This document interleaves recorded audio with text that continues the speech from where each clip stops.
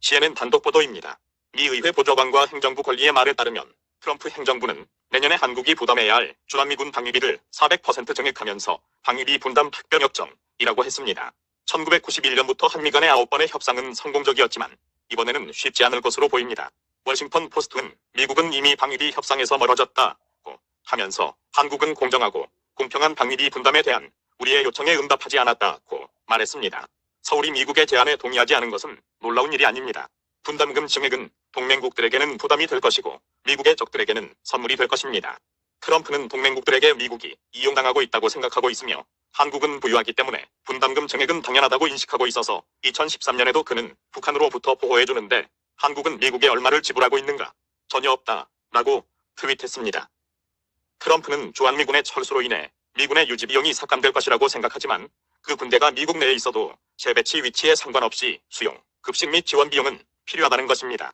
이에 대해 존 맥케인 의원은 2016년 상원청문회에서 주한미군 사령관 브룩스에게 미군이 한국에 주둔하는 것보다 미국 내에 주둔하면 더 많은 비용이 드는가라고 묻자 브룩스의 대답은 물론입니다. 2016년 현재 한국은 미군 방위비의 50%를 부담하고 있어서 주한미군의 비용이 더 적게 든다는 뜻입니다. 그 이후로도 한국의 방위비 분담액은 점점 증가했기 때문에 미국에 훨씬 더 이익입니다. 또한 한국은 국방 예산의 대부분을 미국 무기 구입에 사용합니다. 비용을 50-50으로 분할하면 설득력이 있겠지만 400%로 증액하면 미군이 영리 기업으로 변모하게 됩니다. 주한미군은 재정적으로도 이득이 될 뿐 아니라 미칼군의 경계 상태가 높아지고 한미 간의 합동훈련을 통하여 미군에게는 귀중한 실전 경험을 제공하고 특히 중동전쟁이 발발했을 때 미국이 전쟁에 대비하는데 영향을 미칩니다. 이 훈련은 금년 2월 트럼프와 김정은의 하노이 회담 이후 축소되었으며 더 축소될 수도 있습니다. 미군을 용병으로 여기는 트럼프의 비전은 끔찍하지만 더 끔찍한 것은 그가 장기적으로 동맹을 파괴하려는 목적이 있는데 우연한 것처럼 보인다는 것입니다. 동맹을 해칠 수 있는 좋은 시기라는 것은 없지만 지금은 한일 관계가 나빠져서 특별히 시기가 좋지 않다는 것입니다. 맥주의 수출 감소는 말할 것도 없이 도쿄와의 지소미아도 서울의 잘못된 조언을 수용하지 않아 한국과 일본은 극심한 무역 전쟁 중에 있습니다. 중국과 러시아는 한국의 방공식별구역과 공동수역의 항공기를 띄워서 한국 공군이 수백 건의 경고를 하기도 했습니다. 미국 간의 핵협상이 진전되지 않고 있고 북한이 제시한 연말 시한이 다가오면서 김정은은 미사일 실험을 계속하고 있는 것도 문제입니다. 여태 동아시아 지역에서 전쟁이 없었던 것은 수십 년 동안 한미동맹이 굳건했기 때문입니다. 동아시아의 전쟁은 세계 경제를 파괴하고 어쨌든 미국에게 불리한 요소로 작용할 것입니다. 방위비 분담에 대한 트럼프의 증액 요청은 한국에만 국한된 것은 아니며 지난주 트럼프 행정부는 일본에게도 300%의 증액을 요구했습니다.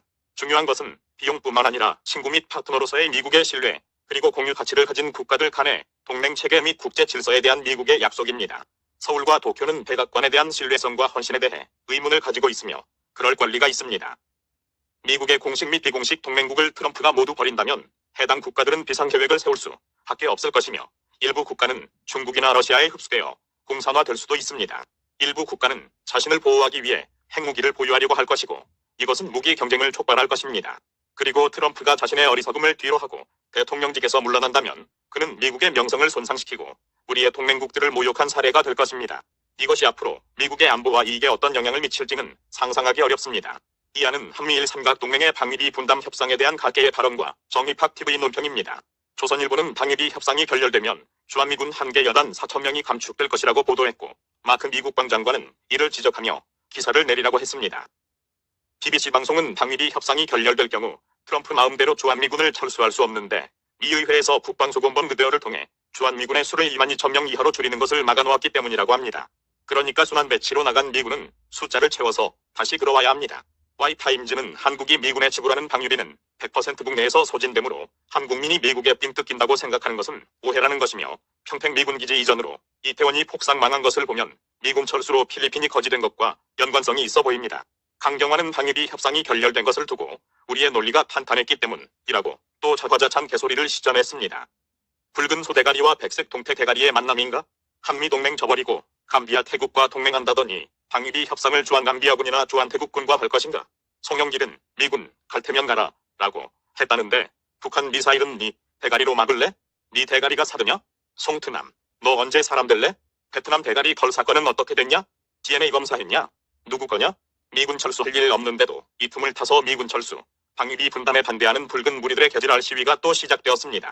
미드 사관을 침범하고 시발놈들이 개나소나 나와서 지저대고 설쳐내니 세상 시끄러워 못 살겠다. 박근혜 대통령 시대에 미 의회에서 연설하며 품이 넘치던 세계 10대 선진국 자유대한민국이 문재인 시대에는 점점 동물농장이 되어간다.